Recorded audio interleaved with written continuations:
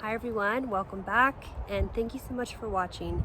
If you find any value in my videos, please make sure to like, share, and subscribe. I'd really appreciate it. Today's topic for this video is from pain to palette. And what we're going to be doing is kind of diving into a little bit more deeply our own individual experience with arts, aesthetics, and the challenges and struggles that come up in our daily life. To start, I would encourage you guys to find a quiet, safe space where you can really settle into your own energy. Start with a meditation or however you like to kind of settle into your own space and feel like you're ready to open up to whatever comes up for you today. Once you've done that, I'd like you to think of something challenging that you've been struggling through in your life lately. Could be an old memory, could be something current in your life. But whatever that thing is, I want you to take the time to sit with it and face it in the way that it's returning. What specific emotion or specific aspect of this memory or challenge is coming up in your life and why? Memories and challenges return to us all the time, and there's a reason for that. I think a lot of times we think, why does this keep coming up? I thought I've already dealt with this, I've already healed through this, but there are so many layers of healing that we go through it. And so that's why it's important to still take the time to face this thing that is coming up for you. And once you've sat with that for a bit, I want you to close your eyes and picture what colors, images, textures, sounds arise within you while you're thinking of this challenge. Try and set the emotional attachment aside and sit with the visual aspects of what this challenge brings up for you. And once you have an idea of what those colors and images are, I want you to grab paper and some paints or a pencil, a pen, whatever you have available to you. And we are going to put these things on the paper and make them come to life. And for some of you, this may be a very foreign concept to do, but I want to encourage you to release any judgment of yourself. I know that's easier said than done, but simply see this as a tool, as an instrument to better understand yourself and the struggle or challenge that keeps coming up for you. We are not trying to make museum-worthy art here. That is not the point. Art and creativity is simply a tool right now and always for better understanding what we're going through and putting what is inside outside of us so we can look at it for what it is and gather tools in order to heal and continue to go down that path. And while you all are doing this, I want to talk a little bit more about arts and aesthetics and how it is a very individual and unique experience for everyone. So often in life, we are trying to be something or someone other than who we are. Arts and aesthetics encourage this uniqueness in each individual. It helps us develop our preferences, make judgment calls, and just create value in what we see and experience in life in our own individual, unique way. And that is what I love and find so beautiful about when someone is witnessing a landscape or a piece of art. Their experience with what they're looking at is so unique and individual to them. What matters to you is important simply because it matters to you, and that is enough. And the same thing applies to this activity we're doing now.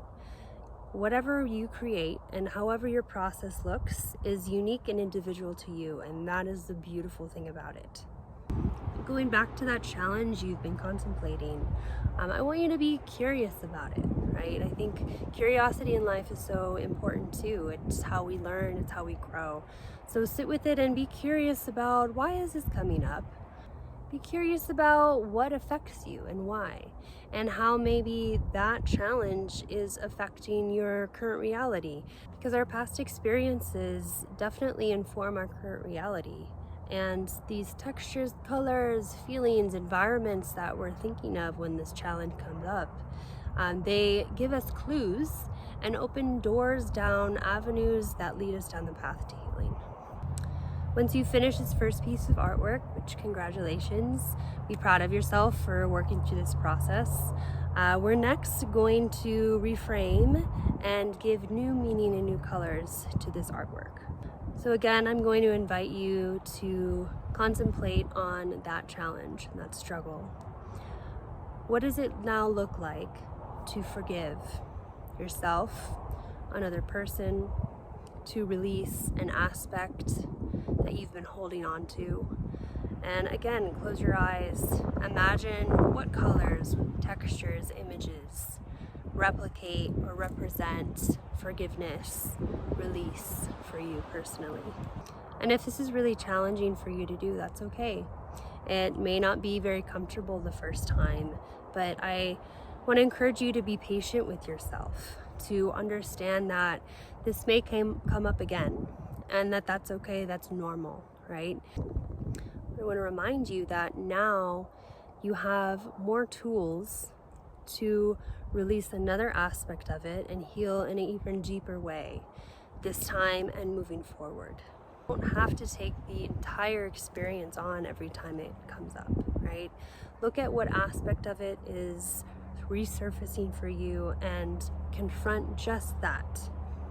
For your second work of art, I want you to take those textures, colors, and images that came up when you were reframing, forgiving, and releasing, and I want you to put that on paper.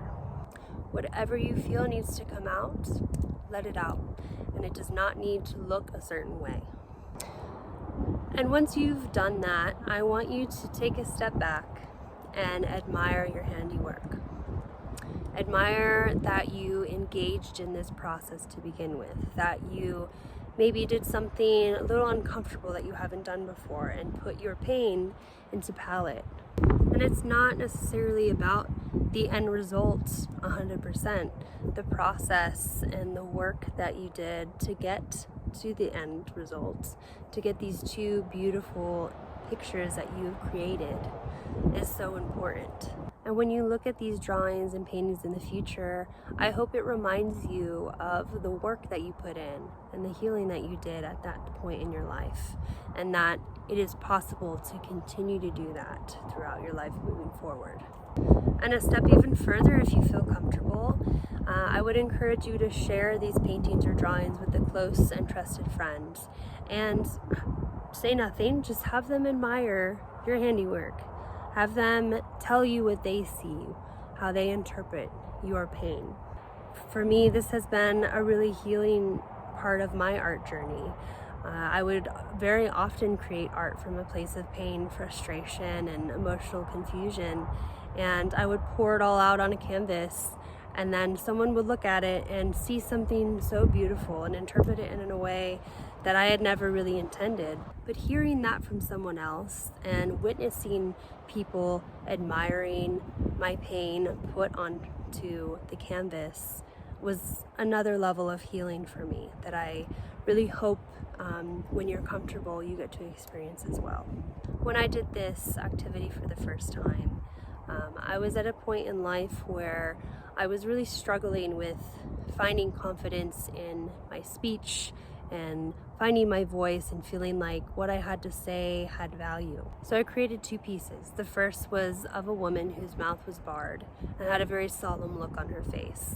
And the second was what I imagined having a free flow of speech and feeling confident in my voice, what that looked like. The colors, the images, the textures. And I realized that that was possible for me. That it's just because I didn't feel confident in it now doesn't mean that it's never going to be a part of who I am. That's a muscle I had to develop and things that I had to heal from in my past in order to find that confidence in my voice. And it took a while for me to finally come to the place where I felt like what I had to say was valuable. But I knew it was possible, and I wanted it to be possible and true of me and who I am. So I kept working at it, I kept creating, I kept opening those doors, and it worked. And now today, there are still very natural fears that come and go for me of who's gonna listen to me, why should I even say these things, is it gonna have an impact? And what I learned is that whether or not anyone else was going to listen, I still needed to speak. I still needed to find my voice, find that confidence, and that was the healing process. It didn't matter, it wasn't reliant upon other people, it was me. So please do the work and the healing for yourself. At the end of the video, you'll see an image of my work when I did this exercise. I hope it encourages you. I hope you try this, and please let me know if it's helpful in any way in the comments below. Thank you so much for watching. I hope you were blessed by this video, and I'll see you guys next time. Please stay tuned.